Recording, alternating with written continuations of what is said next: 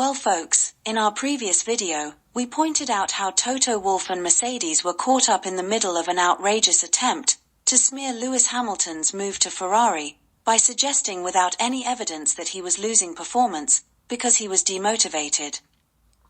Now, we are concerned that the shocking attempt to plant the diabolical suggestion that the drop in performance is down to demotivation is a dastardly ruse to hide the fact that the true reason is that Mercedes are messing with his car. This raises the question of how far Toto Wolff and Mercedes are prepared to go to sabotage Sir Lewis's move to Ferrari. Is it time for Lewis Hamilton and Ferrari to take steps to ensure his safety at Mercedes? But before going further to explain our concerns for his safety at Mercedes, we invite those of you who haven't yet done so to like, comment, share, subscribe, and click the notification icon to be notified when the next video is uploaded. There have been some disturbing stats coming out of Mercedes this season, which suggest that they are messing with Lewis Hamilton's car. Everything about the performance delta between the 8-time world champion and the uncrowned George Russell is tweaking. For starters, Mercedes is the team with the widest margin between the performance of teammates. By way of illustration, Checo, who is being outperformed by Max at Red Bull, along the same lines that George is outperforming Lewis, is closer in performance to Max than Lewis is to George. Charles is just edging Carlos at Ferrari, while George is trouncing the 8-time world champion, who is going to replace Carlos next season in the biggest transfer valuation in F1 history. Interestingly, this is the first time in Sir Lewis's 17-year career that he is being soundly thrashed by a teammate, bearing in mind that any teammate that beat him in the past automatically became a world champion. For the record, Sir Lewis has only ever been beaten narrowly 3 times by 2 teammates, and this was within an 8-year period. Once by Nico Rosberg in 2016, under questionable circumstances, and twice by Jenson Button, in 2009 when he won his only championship title, and 2011, when both had 3 wins but Sir Lewis suffered a series of DNFs and FIA penalties. It is somewhat strange that George, who is on the verge of beating Sir Lewis twice in 3 consecutive seasons, and is currently thrashing him, is not getting the recognition that should accompany such an outstanding performance from his team or the public. Sir Lewis has openly questioned how his performance declines during qualifying sessions, and now that George has inadvertently admitted that he is improving his time by copying Sir Lewis, there is a mystery as to how the imitator is thrashing the original. All those stats in George's favor up until now have not swayed the general public and Mercedes into thinking that George is the next great white hope. Otherwise, why is there so much news about Toto's outrageous attempt to court Max? Why are Mercedes themselves not blowing George's trumpet, instead of focusing on the search for a suitable big-time candidate to replace the washed-out Sir Lewis? Furthermore, it is surprising that the salty mood from Toto and Mercedes belies the fact that they have the all-conquering George in their ranks, and suggests the old adage that the liar always knows that they are lying.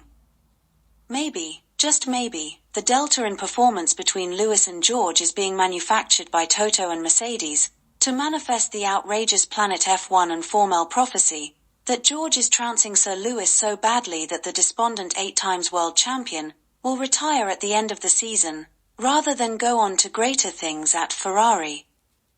All things being equal, George is on track to become the only teammate to have beaten Sir Lewis, not once, but twice, without ever becoming a world champion. It is just unfortunate for Toto and his minions that we picked up the Planet F1 and Formel theory just before the Canadian Grand Prix. Now, lo and behold, just a few days later in Canada, Lewis qualified 7th, while his teammate who copied him took P1, with the same time as Max Verstappen on P2. How about that? How did Planet F1 and Formel know beforehand that Lewis would be competing for pole in Q2 with George, and somehow become so demotivated as to drop 0.28 seconds to George in Q3, the widest margin outside of the times that Lewis didn't make it into Q3? Before Abu Dhabi 2021, there was no question over who was the better driver, George or the 7 times world champion. In Abu Dhabi, Sir Lewis was robbed of his 8th title by Liberty Media and the FIA, with the connivance of Toto Wolff and Mercedes, who saw nothing wrong with partying the night away in celebration of the worst day in sporting history. In 2022, George finished just ahead of Sir Lewis, who had suffered some poor luck in the first half of the season, while George enjoyed better fortune, which allowed him to open a substantial early gap. During the second half of the season, Sir Lewis rallied round to close the gap and carried this momentum into 2023, where he finished the season 3rd and George finished 8th. Astonishingly, in 2024, following the announcement of Sir Lewis's record-breaking move to Ferrari, suddenly the tables are turned. George is enjoying all the good fortune as Sir Lewis starts to suffer relentless bad luck.